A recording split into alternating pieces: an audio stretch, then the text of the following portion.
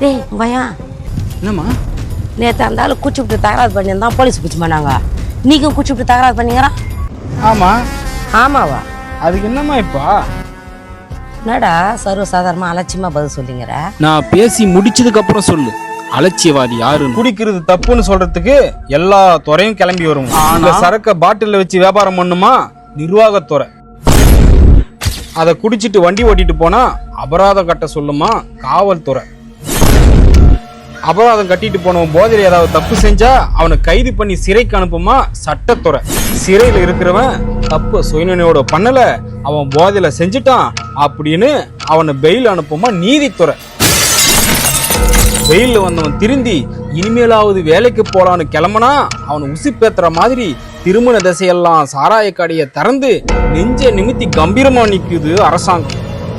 என்னடா இது உணவு சங்கிலி மாதிரி சட்ட சங்கிலியா? இது சட்ட சங்கிலி இல்ல, சட்ட சிக்கல். சுருக்கமா சொல்லணும்னா இவங்களே குழந்தைய கிள்ளுவாங்களாம், இவங்களே தொட்டிலும் ஆட்டுவாங்களாம்.